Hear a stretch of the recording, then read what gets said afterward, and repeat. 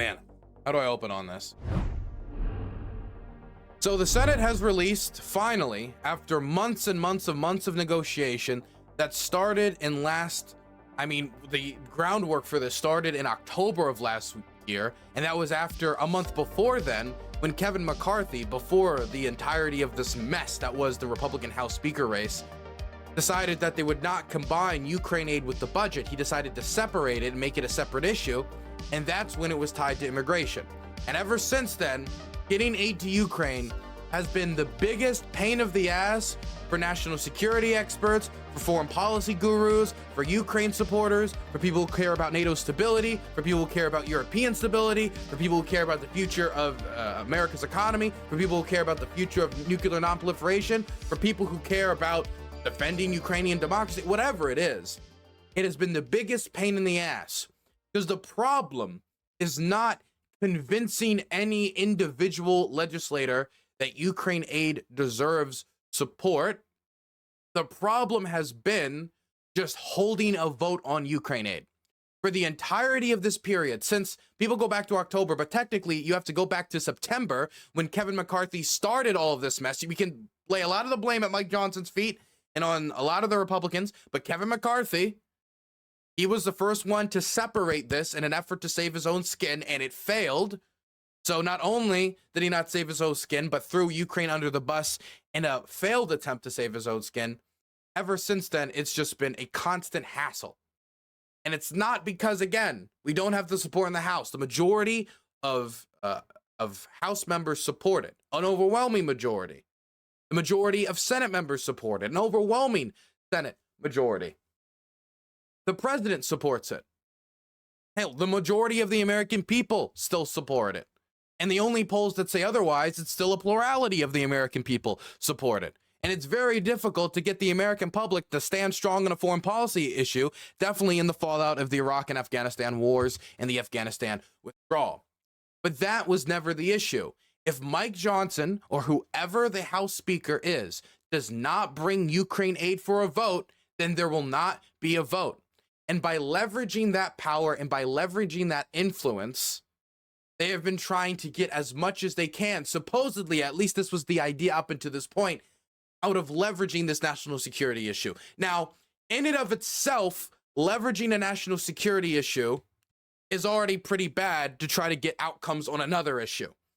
Because if you're leveraging the future of stability of Europe, when Europe is our main export market, and Europe and the United States makes up 45% of global GDP, if there was to be some sudden instability there, say, from a successful Russian invasion of Ukraine, or a follow-up in Moldova, which could cause friction with Romania, a NATO member state, this could cause both geopolitical and economic instability, which hurts the United States. That's just talking about our direct influence in the conflict, our direct motivations in the conflict. That's not even talking about nuclear nonproliferation or the morality of all of that. Because of these reasons, and many others, the majority of Americans support it, but Mike Johnson doesn't want to bring it forward. Why does Mike Johnson not want to bring it forward? This has been the king question as to why he will not bring this vote forward. And the main reason seems to be that Donald Trump doesn't want it. And if Donald Trump doesn't want it, then it's not going to happen. That's how I view it. If Donald Trump doesn't want it, then they're not going to make the deal. Because Donald Trump is the nominee. They want Donald Trump to win in 2024, and therefore it's not going to happen. That's at least been my view of this deal as of right now, because Donald Trump wants there to be a border crisis on the border. Now, before we get any deeper into this, before we get any further into this, and I talk about my conclusions, I should talk about what happened, or what has happened over the last 24 hours. So over the last 24 hours, the border deal has been released. The border deal that Republicans asked for. And what I mean by that is, in order to get Ukraine aid through, the Republicans said they wanted to tie Ukraine aid to the border deal. Again, they're leveraging a national security issue when it comes to Ukraine to try to get another issue resolved. Now, I am not against leveraging anything, period, ever, but I am against leveraging something that has a timer on it, and that timer is attached to the lives of real people. And the longer we don't act, the worse the situation gets, and the more people die, and those people are our allies. it's kind of hard to leverage that for months upon months upon months, over 100 days now, for anybody who's been counting. I have. And for it not to have negative geostrategic consequences, for it to not to have negative humanitarian consequences. And it's been done with literally no benefit to either the Republicans or Democrats. But they did it in order to try to get some immigration reform. At least that was the idea. And so Democrats and Republicans sat down in the Senate and negotiated and negotiated and negotiated and negotiated for months. And then they came forward with this deal. Let's go through it. And let me say, I'm not happy with the deal. I'm not happy with the deal for a few reasons. Number one, I don't think Israel and Ukraine aid should even be tied necessarily. I think they should be separate issues. But I also am unhappy with some of the compromises that were made here. And so in order to try to be as fair as possible, I'm going to use the summary from a Fox News reporter, an outlet that I don't like that much, to try to show you what deal was made. So I don't want to cherry pick stuff to make the deal look as good as possible or as bad as possible. So I wanted to use this Fox News reporter. No amnesty / illegalization of anyone already in the U.S. illegally. So what this means is there's no deal on Dreamers. This was something that a lot of immigration advocates wanted in this deal, is that if we're going to give them a bunch of concessions, then we need to have a concession on the thing that Democrats have been asking for a very long time. Dreamers. We do not give them that concession. And let me be explicit about the fact that we do not give them that concession. I think we actually have, here it is. Nope, that's the wrong article. I know we had an article about Dreamers somewhere here.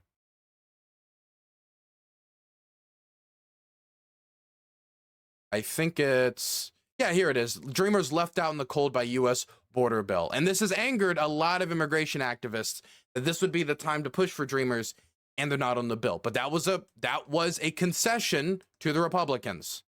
Funds an increase in ICE detention capacity to approximately 50,000 from the current 34,000. Wow, so that's a 33% increase in ICE detention capacity.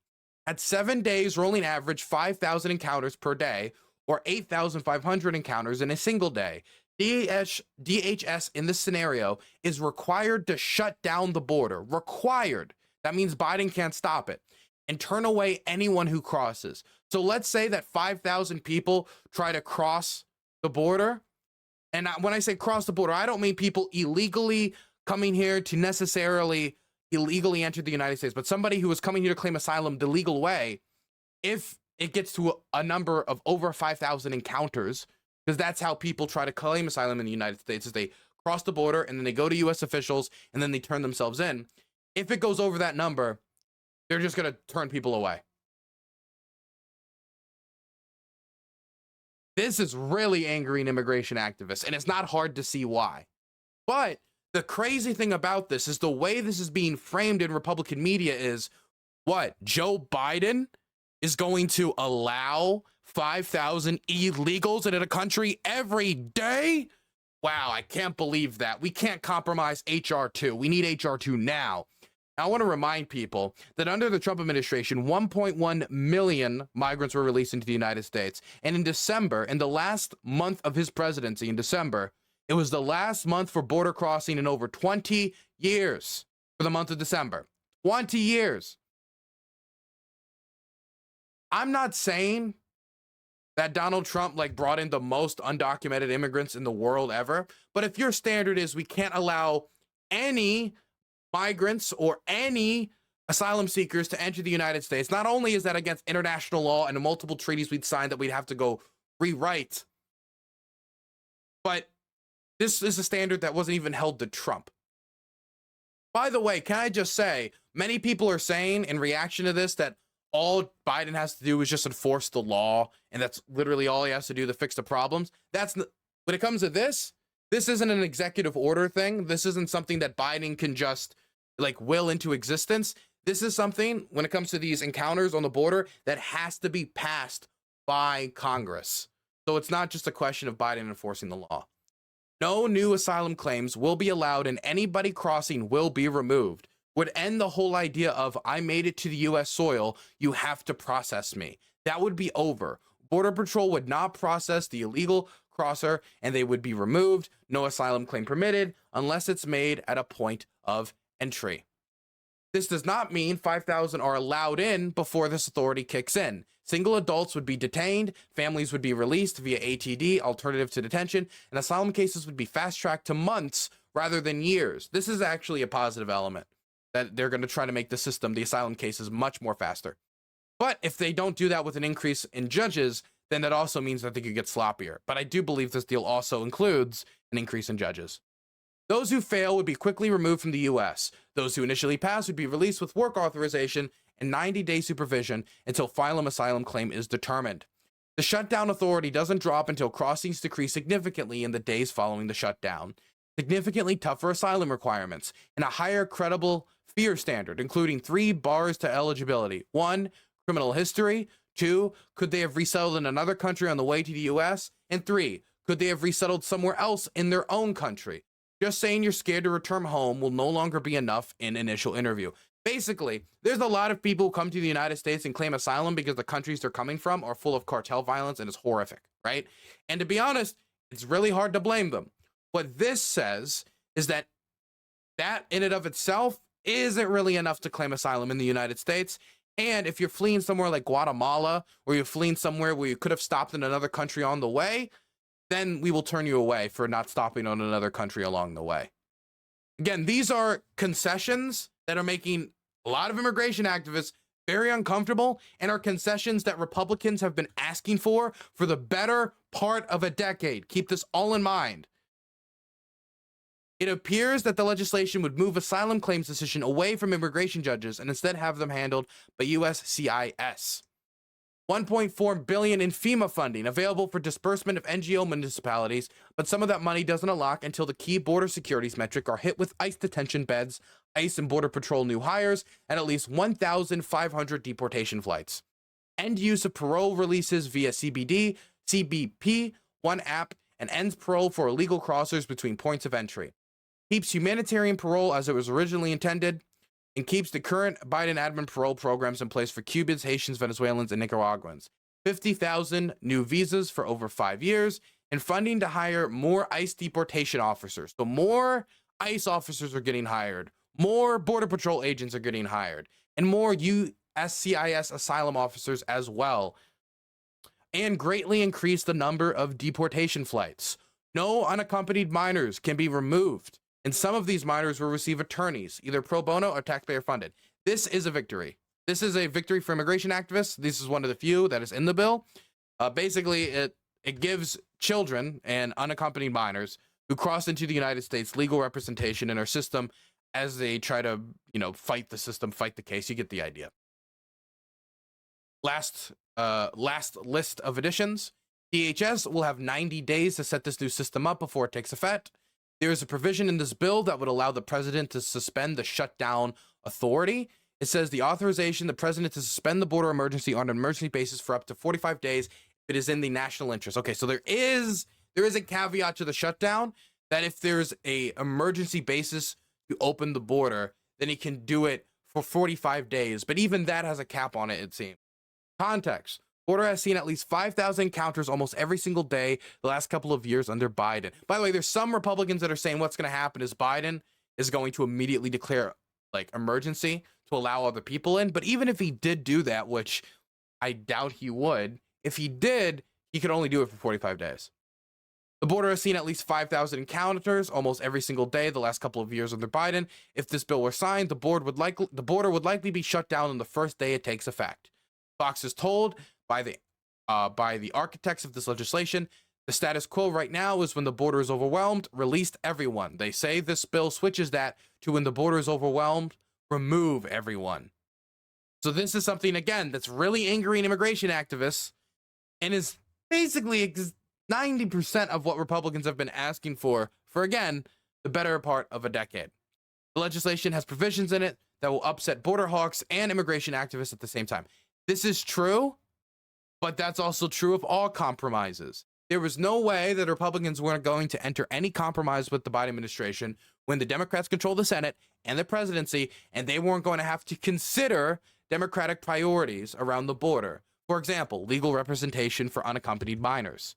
But the majority of this bill, even if the Republicans only have a 2-seat House majority, is concessions to Republicans. big concessions to Republicans, concessions they've been asking for again, the better part of a decade. Now, I want to show you also that if this deal is offered again, it will shock me, because I don't think it will be.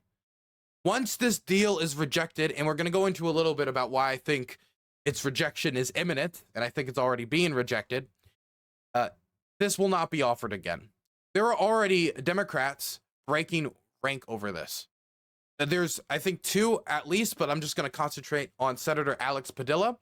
He put out a tweet in reaction to this, saying it is critical that we support our allies in their fight to defend democracy and provide humanitarian relief, but not at the expense of dismantling our asylum system while ultimately failing to alleviate the challenges at our border. Read my statement below. After months of negotiating process that lacked transparency or the involvement of a single border state Democrat or member of the Congressional Hispanic Caucus, it is no surprise that this border deal misses the mark. The deal includes a new version of a failed Trump-era immigration policy that will cause more chaos at the border, not less. It is in conflict with our international treaties and obligations to provide people with the opportunity to seek asylum. It fails to address the root causes of migration, and it fails to provide relief for dreamers, farm workers, and other undocumented long-term residents of our country who contribute billions to our economy, work in essential jobs, and make America stronger. This is just one senator. This is not the only senator. And the more this deal looks like it's going to sink, the more senators and more congressmen from the Democratic side you can probably expect to break rank and start bashing an already dead horse, since it might be able to benefit them politically in their district, depending on their constituents' interests. There would be no reason for best case Republicans, what Republicans are holding out for, a sweep in November. Let's say Republicans take back the presidency, they hold the House against the odds, and they take the Senate. They would still not be able to pass the legislation the Democrats are offering to pass right now. When we're talking about these changes to asylum law, that needs support in the House and the Senate to pass. It's not something that can just be done by executive order. There's some things when it comes to immigration policy that can be done by executive order, but that comes with two problems. Number one, that can be undone by the next president. And number two, that doesn't cover a large swath of election law. Not election law, immigration law. And so if Democrats have this shot down, if they're in the minority come next election, why would they offer this again? You need 60 votes in the Senate, for any of you who forgot about the filibuster, in order to pass something like this. The reason why Republicans have to come to a compromise with Democrats in order to pass these types of laws is, even if they got majorities everywhere, they would need a supermajority in the Senate to do it without Democrat support, which they're not going to get. There's a question on whether they're even going to take the Senate in the first place, let alone the House. So if the problem here is, oh, this doesn't go far enough, I just want everybody to realize, and Republicans especially, that if this is not taken, you won't go anywhere at all in the first place. That the stuff that is being offered by the Democrats here will not be offered again in the future. This is a one-stop shop, one-time opportunity due to your dangerous, quite frankly, leveraging of an overseas war, the largest war in Europe since World War II, and that national security priority to ram it through. And now that we've arrived and the Democrats have offered it, and there's Democrats breaking rank because they're so angry about the concessions that have been made, what is the reaction from the Republican coalitions? Well, Trump has come out and he's blasted it. He said the deal is horrendous and it's going to be a great gift to Democrats. Let's see if we can read Donald. Oh, well, apparently I have to join Fox News for access to this content. Well, that's new. Fox News is paywalling me? My goodness, I'm not paying that paywall. But it's safe to say that Donald Trump's not happy with it. Donald Trump has expressed his anger about it before, and Donald Trump has been lobbying against the bill, telling his allies that he wants them to sink it, and telling Mike Johnson very clearly through extensive conversations that he wants Mike Johnson to sink it. Why does he want Mike Johnson to sink it? Well, be quite frank, and he says it pretty openly here, It's a great gift to Democrats. Some people might say that from a policy perspective, but considering that this legislation would give Trump more authority to deal with asylum claims than he had during his own presidency, and he won't be able to pass it during his term, from an anti-immigration standpoint, this bill empowers the president of the United States to beat back against undocumented immigration. So if he won in November, this legislation could be the foundation for Trump building an even stronger version of HR 2, which is why certain Democrat immigration activists are terrified. So why wouldn't Trump jump on it? Is he just deluded and he genuinely thinks he could push for a better plan right now? I don't think that's the case. And I'm not the only person to bring this up, but I think, quite frankly, that Donald Trump needs immigration as a crisis. And we've gotten these murmurs from House Republicans that they know that Trump is running on immigration, that he's been lambasting Biden on immigration. And we also know that one of the highest priorities for voters, I think in the top 3, is Democrats and Republicans working together. So if Joe Biden could get a semi-bipartisan immigration deal done, and that's the issue he's running on, that could undermine his campaign. Whether or not if it's good legislation, he fears that it could undermine his campaign, undermine his chances. So, sink the deal. Doesn't matter if it helps what is a Republican priority. It doesn't matter if this could empower Donald Trump in his own presidency going forward. The first goal is what serves Trump's interests and what's going to get him back in a position of power, either because he just wants the power or to avoid the consequences of his own actions for his law breaking when it comes to, for example, the improper storage of classified documents and sharing it openly with people without clearance, or any of the other law violations, like him trying to interfere with the democratic and peaceful transfer of power. Either way, Trump wants to get elected. A deal on this could hurt that. And so therefore, the same Republicans that were asking for this to be tied to immigration in the first place are now shooting down the immigration deal because election season has arrived. Maybe if this deal was proposed in, say, September of last year, before months of the negotiation that would make this possible, then it could have succeeded.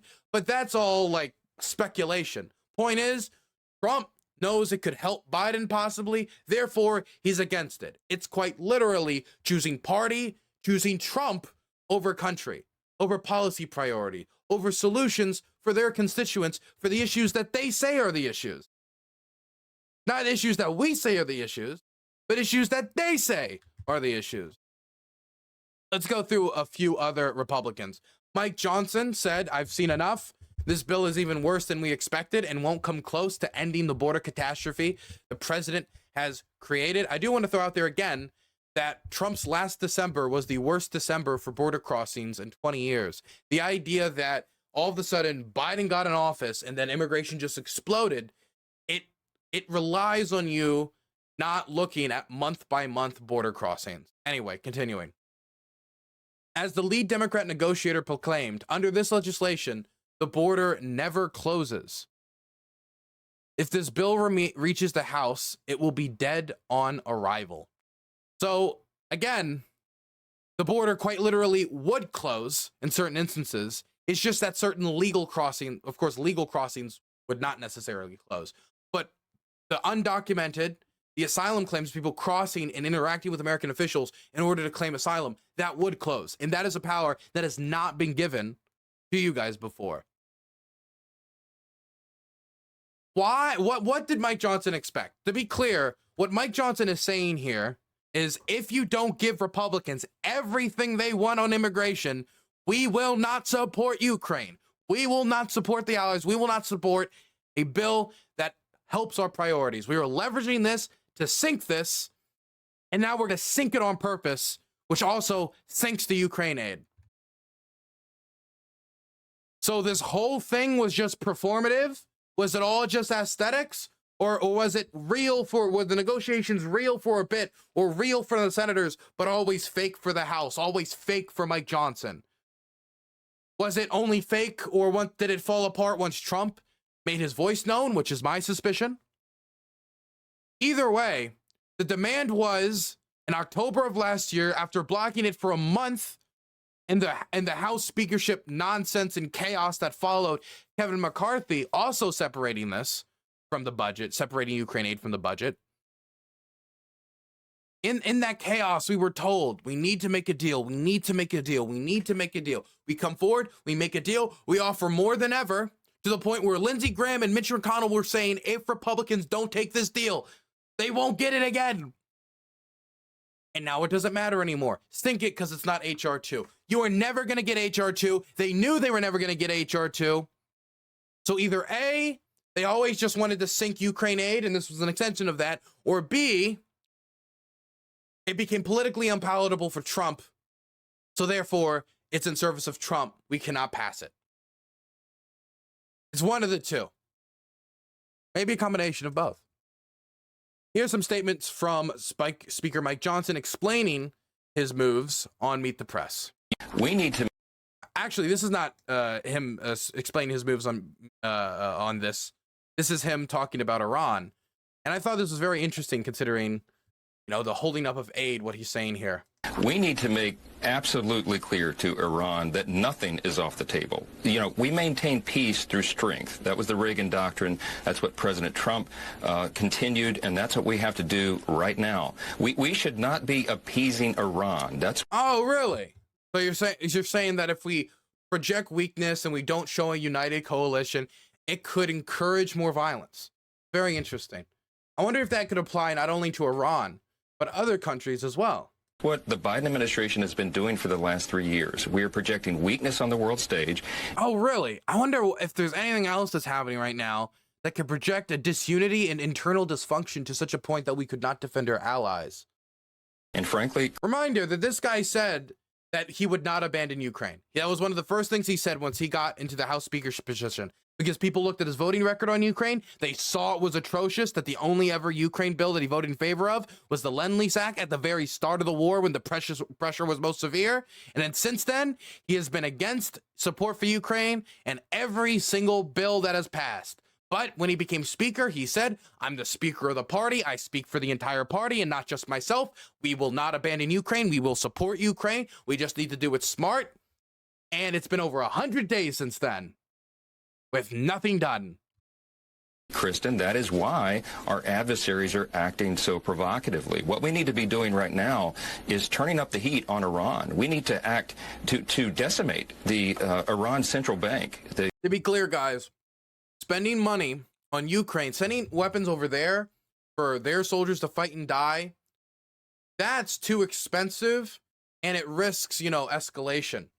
But our soldiers actively dying in the Middle East to support Israel, a project that we've already contributed $300 billion towards in aid since the end of World War II, the biggest foreign aid project for the United States since the end of World War II. No, that's not a black hole of American aid. That's fine. Go harder. Escalate that.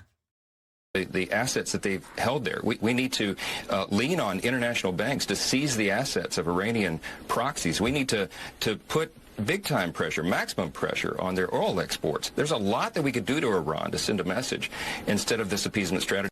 We need to make... Moving on. Fun fact. This is from Senator Mike Lee. The U.S. Marine Corps budget in 2023 was $53.8 billion. This bill would give Ukraine more than $60 billion. This sounds really smart to somebody with zero experience in war or conflict or fighting or anything.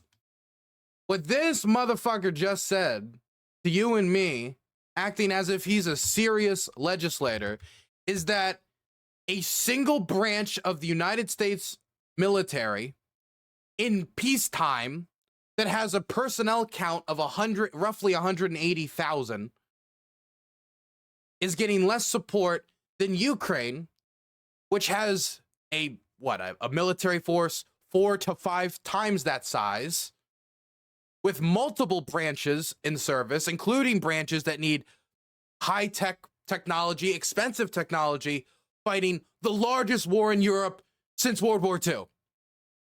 I don't think these two things are very comparable. In fact, I would go as so far to say it's incredible that Ukraine could even make do with just basically the budget of the United States peacetime Marine Corps of 180,000 people. That is impressive. If anything, I feel like this proves the opposite thing. It's just not a good comparison. I reject the comparison outright. Anyway, moving on. We have more we got to get through because we got so many different Republican reactions to this. The Joe Biden, Chuck Schumer open border bill, I love the framing, is an absolute non-starter and will further incentivize thousands of illegals to pour in across our borders daily. It won't. What the bill says is if the border crossings get too severe, they'll shut it down. How would that incentivize people? In fact, in the bill, it says that if you're coming from a third or fourth country, like down the line, and you pass through other countries to try to get in the United States, and you could have claimed asylum here, there, and you didn't claim asylum there, and you came here anyway, you can be rejected. How is that incentivizing people? If anything, I would say that's a massive disincentive. That's saying to tons of people, you can try, but when you get here, we're going to turn you away. Or you can try, but if too many of you come, we're going to turn you away. This is a massive change to asylum law. This is just a lie. This is just living in a completely alternative reality. This is walking back from her conclusion. She wants the bill to incentivize more crossings. She says it does. Why would Mitch McConnell? Why would the Republican negotiators? Why would Lindsey Graham? Why would the vast majority of Senate Republicans put their name to this if the only result was that increased border crossings? It makes no sense. Why would Dan Crenshaw and other Republicans who want to see this thing get through, why would they support it if it increased crossings? It makes no sense unless the only purpose of singing this bill is to help Donald Trump's campaign, which is why they're going with an absolute non-starter, like she says, H.R. 2. On the topic of his opposition to the bipartisan border bill, Jim Jordan on Fox Business says Congress should let the American people decide in November. Is this how this works? The government, like a year before an election, the government just shuts down. They can't pass anything. They can't do anything, even about an active war, which you can't wait to solve. It's not like this will be there in 5 years down the line. It's like a bridge project. You can just kind of enter it, stop it. If the budget dries up, get back into it. You know, it's like you're in your wood shop and you're working and you're whittling on a project. You can get back into it whenever. It's a war. We've waited for over 100 days. People are dying because they don't have the ammunition.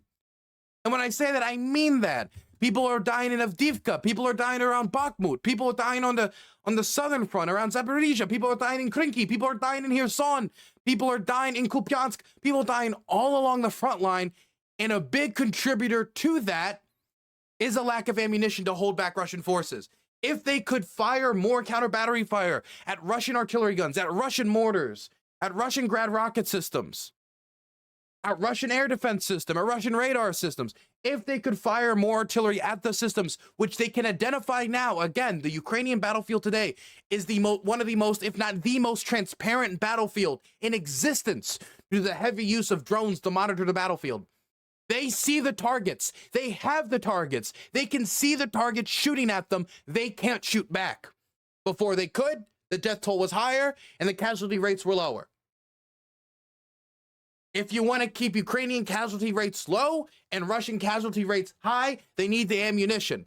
If you don't want this war to move to locations like Moldova, which NATO states like Romania are going to want to see themselves get directly involved for obvious reasons, then you're going to have to do something to stop them here. But this is the thing that scares me. This is the thing that scares me, is that, again, you can't this isn't something you just flip the switch on right out of nowhere. This is what I'm scared is going to happen. And mark my words, because I think there's a good chance now, and I suck that it's terrible I have to say this, but there's a good chance now that this is how it's going to go down. What could happen, and there's a good chance of this now, is that the Republicans are going to keep blocking and blocking and blocking. The Ukrainians are going to keep holding and holding and holding, fighting and fighting and fighting. And it's going to get slowly and slowly and slowly worse. as they have less shells and less shells and less shells to use systems that we gave them that can only use NATO standard shells. The M777 howitzer, that can't use 152 millimeter. It has to be 155 millimeter, which are made in American factories in Pennsylvania. So there's systems that if they don't have the shells for it, just can become completely worthless. It'll get worse and worse and worse and worse. And we're seeing stories of it right now, using smoke shells like cannonballs, the more and more reliance on the drones. The drones are helpful, but the reason they're relying on it more and more is not only because they're useful in the battlefield, but because of the artillery shell shortage. It'll get to such a point where it'll be impossible to ignore. It could get to such a point where the Russians are really advancing. And we're not just talking about losing Avdiivka, but we're talking about losing other major settlements. And then we're talking about the Battle of Kramatorsk, the Battle of Slovansk, going back to the Battle of Kupiansk. And then at that point, when the Russians are pushing and they've taken some of the strongest defensive positions and the Ukrainians are having to fall back and they're having to reform their strategy to deal with the fact that they just don't have the ammunition and it's getting worse and worse and worse, at that point, that's when the Republicans will act. When it's impossible to ignore, when America's credibility is most at stake, has already taken a huge hit, it'll be at that moment when some will be like, well, I guess we have to do something to stop Ukraine from collapsing. But the problem will be that it'll be too late. Once it gets into that point where the front line is actually breaking down because they just don't have the ammunition, it's not like flipping a switch. The ammunition isn't in just some big compound one play, like, oh, we have 10 billion shells here, and whenever, all we have to do is click a button and it magically ships over there and it gets there instantaneously. For the stuff that we have to ship, it takes time. It has to cross the ocean, it has to get to Europe, it has to get to Poland, and then has to be shipped from Poland by rail over into Lviv, it then has to be shipped to Kiev, it then has to be shipped to supply depots, which are then taken to the units. That's going to take months. Not to mention that, but a lot of this is also investment into American military production. And the sooner you do that, the sooner you'll see the return on that investment. And the longer you take to make that investment, the longer that return will take. And so if you approve this in, say, May or June, and by that point it's already breaking down, and then the shells start arriving in August, it's going to be too late. Who knows what you'll lose in that time? Could you lose all of Donetsk? Could you lose all of this? This is the situation where we looked at Kramatorsk and we looked at these locations. It was like, oh, them losing these locations would be next to impossible. But that assumed the American government and all of Ukraine's allies didn't enter into a state of atrophy. And thankfully, in Europe, at least they haven't completely entered in that state of atrophy. We saw the 50 billion approved. They're talking about 20 billion in military aid, even if Hungary is now pulling stunts over Swedish membership. But in the United States, we can't say that. Anyway, let's listen to Jim Jordan. The solution is real simple. Joe Biden's not going to fix a problem that he purposefully created. So the only answer is... Again, why would Biden purposefully create... In December, end of Trump's term, highest rate of border crossings in 20 years. Just saying. For the Congress, the party that has control of the money says, okay, no money, one sentence, no money can be used to process or release into the country any new migrants. So we simply say, time out. We're no longer going to let people come into the country who are seeking asylum. You're not getting in. Just say 8.5 million, on pace to get to 12 million. So to be clear, Jim Jordan's position is you can't have any compromise. You have to stop all of it. Everything has to be shut down with a Democrat Senate and Democrat presidency. This is a non-starter. This is what you would call a non-starter. This is like the libertarians going into budget negotiations with Democrats and saying, okay, how about no government? Democrats say no, and they're like, okay, I guess there's nothing to be said here. Goodbye, sir. This is the conversation we're having now with Mr. Jim Jordan. By the way, he was running to be House Speaker. So if you guys are thinking, oh, at least with Mike Johnson gone, we'll have somebody sensible in there. Well, you are sure hopeful. That's probably enough for one administration. Let's say timeout, and then let the American people decide how we want to deal with this. By the way, that's not how asylum works.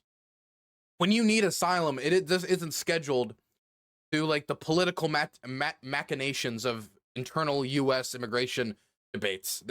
It's oh my God, my family was murdered. I'm a political opponent. I need to flee. That's how asylum works. And so if somebody claims asylum next month, like whether they need asylum is not determined by U.S. law. November, when we have President Trump, who actually had control of our border, against President Biden, let the country decide. What Congress should do is say, on the again, let the country decide. Funding bill, no money can be used. Here's another one. Let's just wait until November. How, you know what? How about we revisit the Ukraine war come 2030? You know, how about we, let's check back into it at the end of the decade. We can watch the war progress. You ever seen those videos where people take a picture in front of the camera and every day it changes and they get older and older and older and you see their life go by and it's kind of beautiful. Oh my God. Let's do that with Ukraine.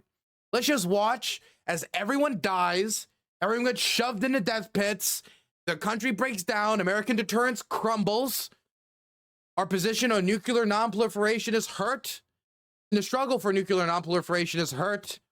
Europe defense spending skyrockets. Our military deployments in Europe skyrocket in response, as then the tensions in Moldova increase, as it's the now new front line between NATO and Russia, a reinvigorated Russia with troops already illegally stationed in Moldova. I'm sure this will encourage safety and security within the American public. I think the lesson the Russians will take from us conceding on this is, oh, well, we should stop here to be nice. Fucking moron. Let's keep going. Nancy Mace says that she hopes Republicans will be strong on the border and do nothing on the bill. Brought in on the negotiations. That doesn't seem like a way to get a bill passed into law. Well, that's the Senate for you. We have given them H.R. 2. We have given the Senate border security measures. Within that, they're never going to pass H.R. 2. It's a non-starter. Again, it's a non-starter. This is what negotiations about. Again, as much as us on the niche internet don't care about it, on the top three issues, like Democrats and Republicans not working together is like in top three. I think, I don't even know, does it outpace like healthcare policy right now? If it doesn't, it's very close.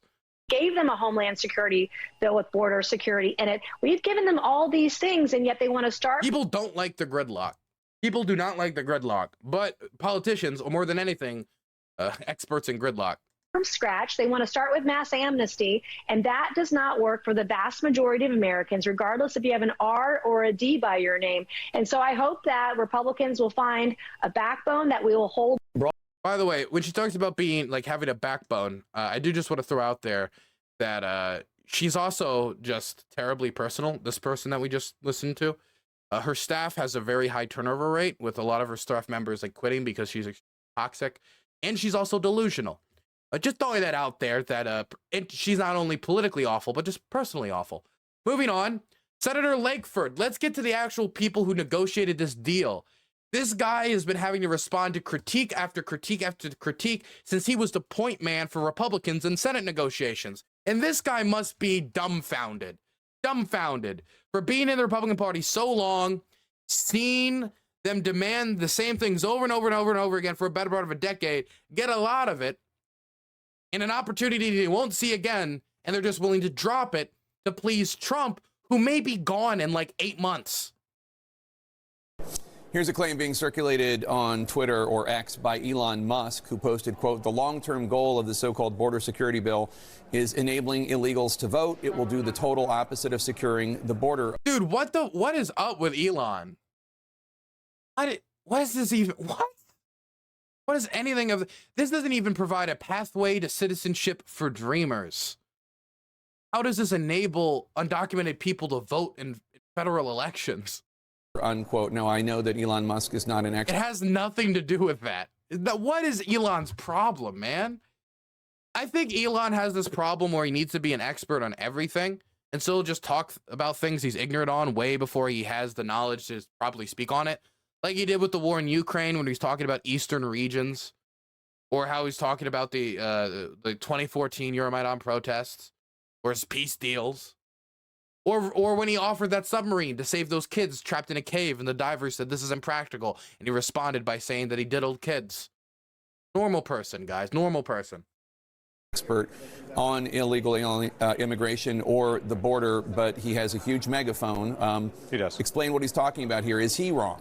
Well, I think he needs to go back to doing the 2 million Teslas that are currently being recalled right now to be able to focus in on that. No, it's not focused on trying to be able to get more illegals to vote. That's absurd in the process on it. It is against the law for anyone that is not a citizen of the United States to be able to vote in the United States in any federal election. That remains so.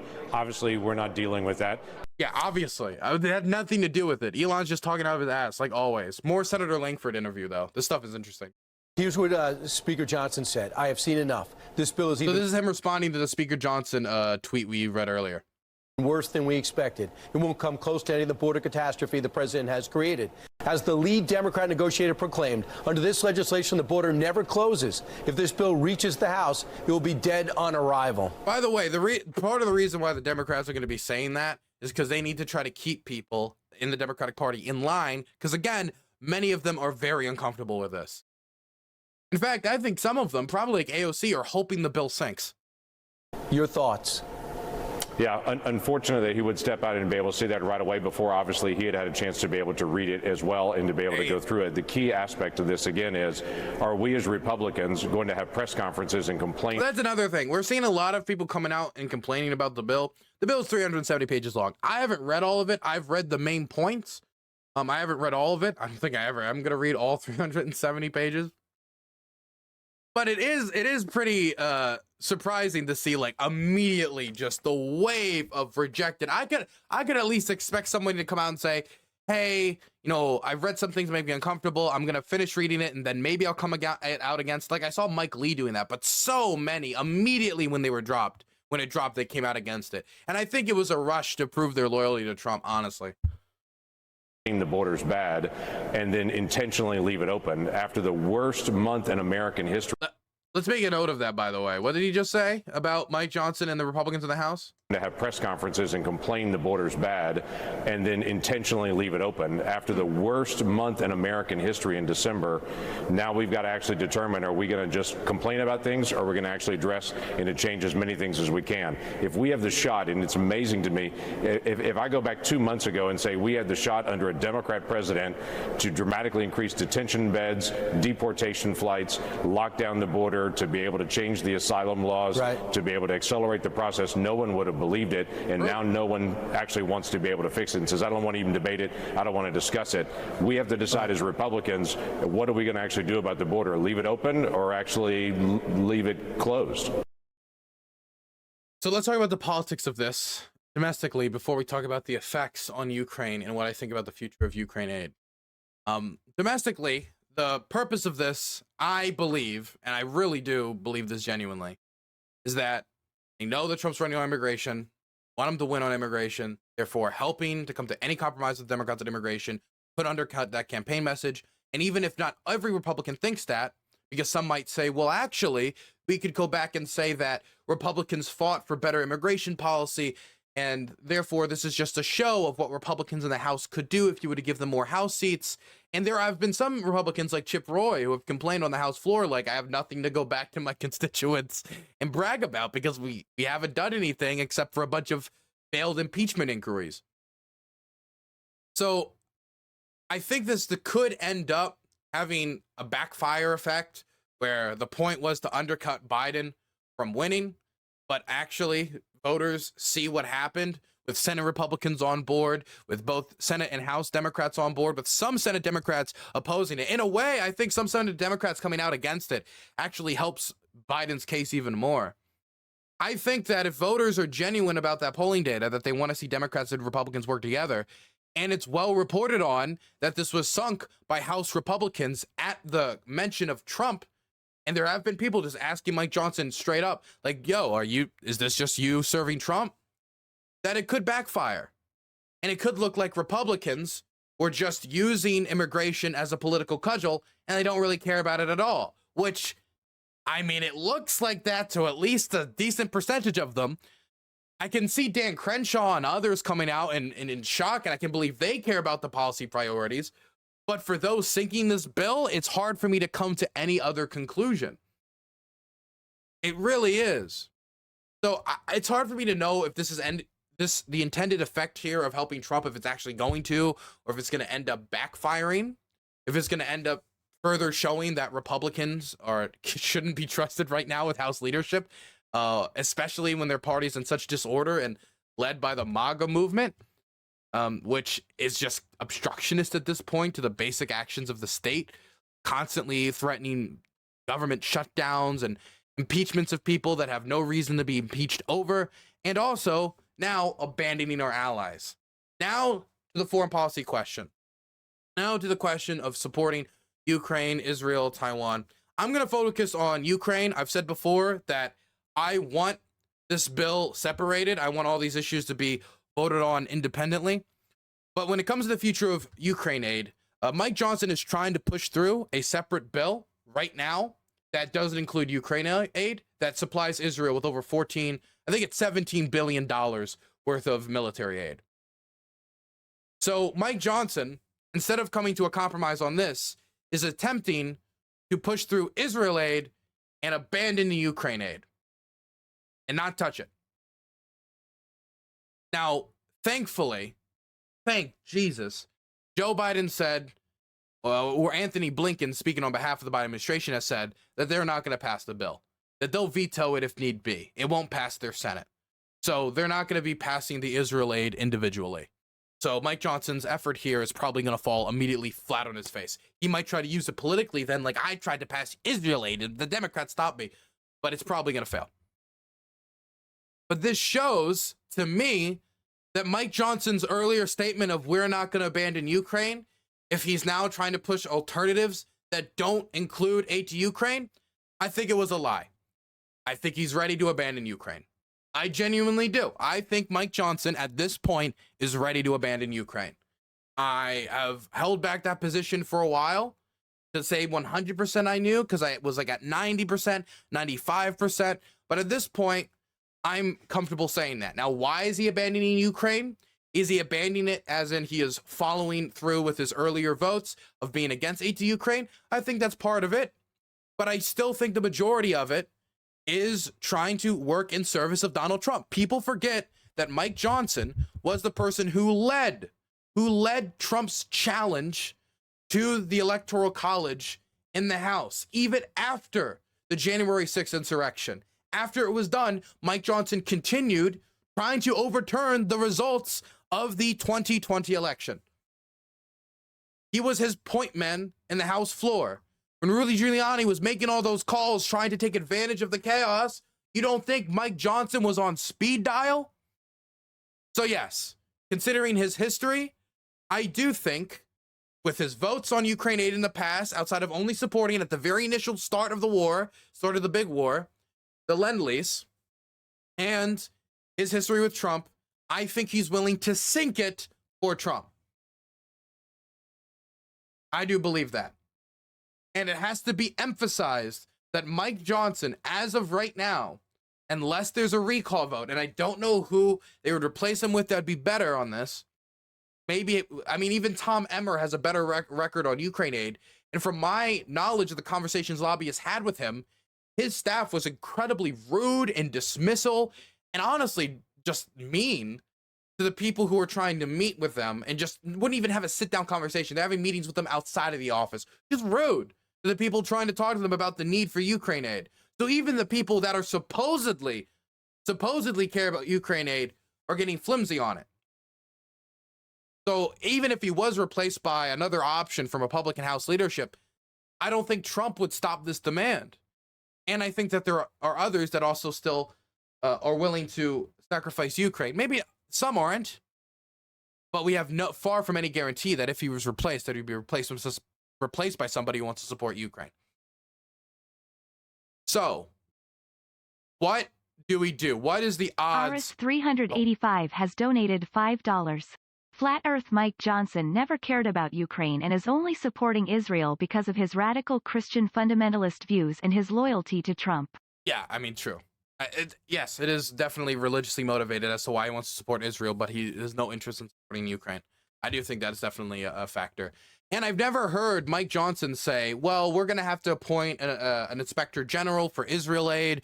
And, you know, we need a plan for victory from the Israelis, like a clear outline plan. Because when you say we're going to totally eliminate Hamas, you know, there's demands for victory plans from the Biden administration on Ukraine, but not a plan for a victory plan on Israel. It is just held to a completely different standard. Oh, and when Netanyahu has a corruption scandal, it doesn't matter. But when Ukraine has a corruption scandal, it's a reason as to why we need to cut all aid. So again, it's just two different standards. Yes, I do agree with you. So what do we do from here? Well, there's a few things that we could do. One option would be cutting the amount of financial aid that is in the package to Ukraine, and this is what I would advise if we were doing it, and replacing it with more military aid, since part of the Republican complaint was that it's harder to track the finances than it is the weapons, and that, you know, what money can easily be, you know, could be transferred to something, other corrupt scheme, where if we're sending them tanks, it's a lot harder to do that. And I think that's a concession that we should be willing to make. Not to mention, it'd be much easier for the Europeans to pick up any slack in financial aid to Ukraine through their contributions. We have more capacity in military, we lean into that. Since they have more capacity when it comes to that financial stuff, they could lean into that more if our domestic politics is against it. That's a concession that you might be willing to make to at least restart conversations on a new foundation away from tying an immigration deal to a Ukraine deal. But besides that, I mean, just passing it individually on its own, up and down House vote, you need to get Mike Johnson to have a vote on that. And so the other option would be not only repackaging it in that way, but offering it individually, separate from all the other legislation, which Mike Johnson at the start of his term said is how he was going to conduct the House. It was a demand from Matt Gaetz, I remember. It was, we're sick of this pork barrel politics and having these totally two separate issues put together just to increase the federal budget and increase the amount we're spending. We need to divide it all up. But Mike Johnson was also the Republican leader that wanted this to be tied to immigration in the first place. So you can see how that doesn't line up. But going back to that as a foundation, I think it might be easier. That we wouldn't have any more Democrat opposition to it. And it would be hard to complain about the immigration stuff if you don't want it tied to it anymore. But this is the problem I find. Number one, there could still be Republicans that are going to take the position of pass Trump-era immigration reform or no aid to Ukraine. And if that's the position, it's never going to happen. It's a non-starter, and it's meant to sink it. And there also needs to be considered the possibility that Trump doesn't want aid to go to Ukraine either. That it isn't that just Trump doesn't want immigration reform because it could hurt his campaign. But if Ukraine was to lose the war in the next year, would that not also hurt Biden's campaign? How far does Trump's ego and self-centered politics, this oligarchic style of politics he's trying to pursue, the Viktor Orban style, how far does it go? Would it really be willing to throw the Ukrainians under the bus completely just to point at Biden and say, well, that's your fault, actually, not my fault? He was willing to do it to the Syrians, specifically the SDF, the Kurds. He beats the drum on having defeated ISIS all the time. It was part of Operation Inherent Resolve, an Obama-era military strategy to combat ISIS. Very successful in combating ISIS. Then, at the first opportunity, he pulls out of Syria, allows the Turkish military to send in militias that drag out Kurdish politicians by the hair and shoot them on the side of the road. What was his justification? The Kurds weren't with us at D-Day. If he wants to find a reason, he'll find a reason.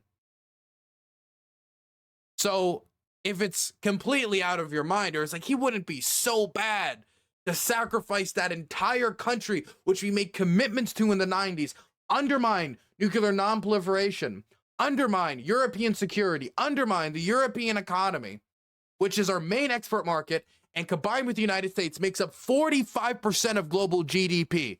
A European-wide recession would transmit outside of Europe. European instability transmits outside of Europe. Every time there's a large European war, we get involved.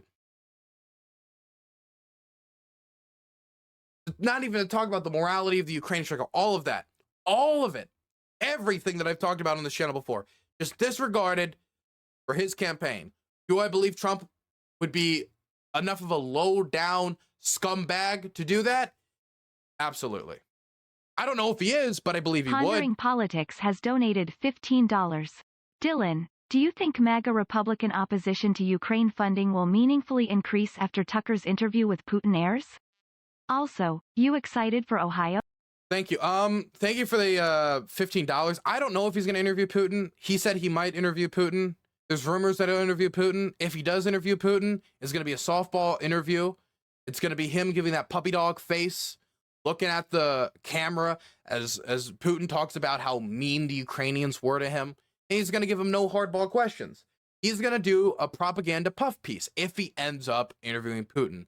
Or if he does ask him any follow-up questions, it's going to be very short. It's not going to be any grilling over, for example, the jailing of American journalists. When it's Gonzalo Lira, a blogger who brags about his unvaccinated sperm and gave people instructions on how to mistreat women and lied about the Bucha massacre and was cheering on the Russian invasion of Ukraine, well, that gets multiple segments. When it's an American journalist covering the authoritarianism in Russia getting arrested for leverage, openly getting arrested for leverage, oh no. We don't, no mention of that. That's what I'm fearful of. And that's how I think the interview will go. I'm not against interviewing Putin on principle if you do it well and you're willing to pressure him, like Barbara Walters was willing to. But I don't think Putin would be willing to do that. I think he would end up producing a puff piece for Putin like he did for Viktor Orban. And Viktor Orban leads the most corrupt country in the EU. And that got no mention from him. Somebody who was supposedly crusading against Hunter Biden's corruption. Very strange. Thank you for the $15. And I am excited for Ohio. I am excited for Ohio. I do want to talk, though, about the effects that this is having. Because it's having effects right now. There are soldiers out there serving and dying that are facing ammo shortages. Here's a report, for example, from Telegram that's talking about how the 110th Brigade that is fighting in Avdiivka is facing ammo shortages, and how the lack of ammunition is one of the key problems towards continuing to try to hold Avdiivka as the Russians enter not only the outskirts of the city, but they're starting to enter the actual city itself. They're using like sewer pipes and just charging forward in mass formations of like 100, 200 people. If they had the ammunition to fight these forces back, it'd be much easier for them to hold. The casualties wouldn't be as high. In fact, we do have some reporting right here from Gideon Rochman that talks about, and I think it was talking, it went into the, where is it? I think the Russian Institute of, where is it? Where is it? Yeah, the Royal United Services Institute, a frequent visitor to the front line of Ukraine, says the situation there is now extremely serious. The ammunition shortage has already led to an increase in Ukrainian casualties. With no certainty about how new supplies of material will arrive, the Ukrainian military is finding it impossible to plan for future operations. The shortage of weaponry is also having an effect on the willingness of the Ukrainians to volunteer for military service. Look, this aid getting cut is having a real impact right now. And the impact's only going to get worse and worse and worse. And what I fear is that once it gets so bad that it's impossible to ignore, or we try to wait until, after next election to do something, the Ukrainians will most likely be in a much more difficult position, and they'll have less leverage. And if negotiations do come, or the war continues, it's going to be harder either way. They're going to have less leverage in negotiations to push for their interests, and therefore also push for the interests of many of the things we want, which is to uphold, the standards of nuclear nonproliferation by discouraging states to invade nation states that have given up their nuclear arsenal in trades for their sovereignty. I mean, if nation states get the message that one nation state can just go in and conquer you, and there's nothing you can do even after you give up your nuclear weapons and after other allies have promised to come and defend you, Nation states like South Korea are going to look a lot more towards building a nuclear arsenal, which 70% of South Koreans already support, which is going to degrade nuclear nonproliferation with more points of friction across the world. We do not want India, Pakistan on every fucking continent. God, man, this is a disaster. This is a disaster. But by the time we act and it's been too late, the production we do then and the shells we ship will be getting there months after the time they're needed. And the effects will already be felt, the damage will already be done, and we'll be unable to take it back. And then we'll see all these different excuses as to why at that point we couldn't pass this or we couldn't pass that. But historians will judge us harshly. The people who look back on our generation hundreds from years from now and see that we're holding this up for a completely unrelated issue to help Trump with his partisan politics will judge us so harshly.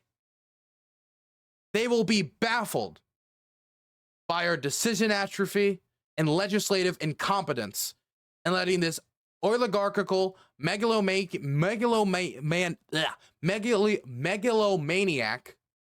anywhere near the White House, let alone allowing him to stop American national security priorities from being defended once he's out of the White House. And let me just throw out there, other nation states are planning around the Trump presidency.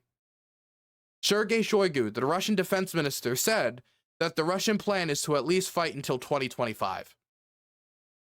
What happens at the end of 2024 and at the start of 2025 that they might be waiting for? A better deal delivered by Donald J. Trump. And they're not the only nation making that way. This has been talked about in Foreign Affairs. I recommend the articles. My God, man. And let me just throw out there, this article right here, Ann Applebaum, I thought was fantastic. I thought it was very good. And it brought forward a point that I want to hit here too. Because this isn't just about Ukraine. And this isn't even just about Europe. This is also about America's credibility when it comes to making any deal, both with her allies and with her enemies. If within 2 years, the United States, after saying that we would stand with Ukraine through whatever it took, after it went over expectations a mile and a half. It defended Kiev, it launched counteroffensives in Kharkiv and Kherson that helped take back 50% of the territory that the Russians conquered since the start of the big war in 2022. If we take this moment where the Russians face planted and just ran into L after L after L, and we delivered those L's with the sacrifice of 0 American active duty military personnel lives. There are Americans who have gone over there to volunteer, but as individuals, if we drop this opportunity, we're going to look like one of the least reliable allies on the planet. What are the South Koreans going to think? What are the Australians going to think? What are any of our allies going to think? What will the Europeans think? What will anyone think? Do you think the Chinese are going to think, oh, wow, I bet America's determined in helping Taiwan? Or do they think, wow, if all it took was under 2 years for the United States to give up a winning effort where they were drastically hurting their geopolitical foe, who made a grave error in judgment and face planted again and again and again at the loss of 0 American military personnel and at the cost of 0.4% of their GDP, then how the hell are they going to muster a naval force to confront us over Taiwan? And whether it's true, if we would actually do that or not, it doesn't matter. Because the question is whether the Chinese believe it's true and whether we've upheld the deterrence to make them believe it's true. Because if they think we're not even willing to foot the bill on 0.4, how are we going to send our young boys and girls to die over Taiwan? And that's not necessarily saying we have to send our young girls and boys to die over Taiwan, but the threat of doing it is what maintains the status quo over the Taiwan Strait. And if that breaks down, it's not only a question about Taiwan's freedom, Taiwan democracy, it's a question about provoking a war that wasn't necessary by making it look like we don't have interest in the reason that we do. Let me give you an example of this happening historically. South Korea. Dean Acheson made a speech as the Secretary of State talking about the state of America's alliances and the state of our defense structure in Europe, and he excluded South Korea. That was taken as a hint. Now, there's a bunch of other reasons as to why they invaded, but historians do say that it could have been a contributing factor into the North Koreans determining that we didn't care enough about South Korea to put our troops on the ground to do anything. Now, that ended up to be wrong, and that misjudgment and our motives led to the deaths of hundreds upon hundreds of thousands to millions of people.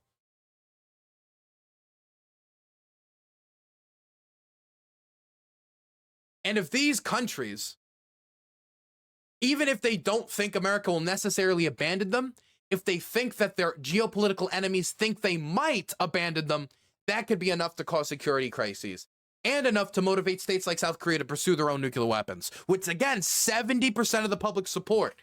Even if we all acknowledge, or the majority of the American security establishment acknowledges, and we've acknowledged this since the JFK administration, and the Soviets acknowledged it too, that more points of friction, more points for a nuclear war and nuclear catastrophe to happen, the worse it is. My God, man, I'm feeling really bad about this aid.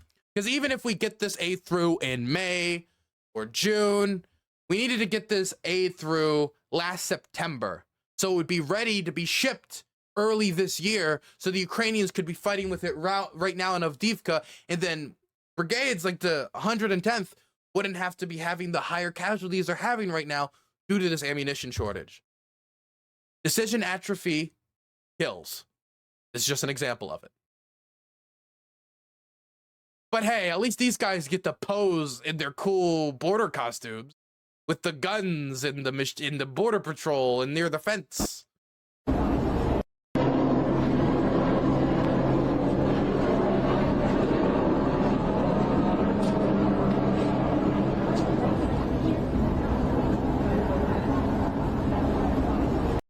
Thank goodness they can get their selfies, and they can go home and say, I was looking through that fence and I saw a brown prairie. It was scary. Oh boy, they can do whatever they want.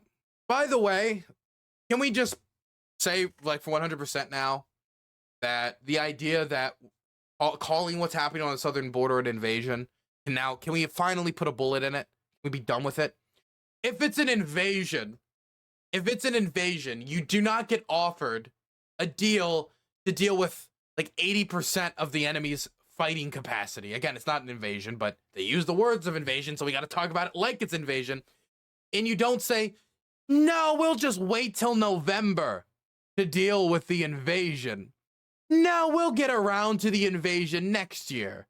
Oh, we'll get around to the invasion once we have a Senate majority. Just stop with the use of the word of invasion. If you're not that eager to do anything about it, then I don't think it's an invasion. Usually when you're getting invaded, you're pretty eager to deal with it.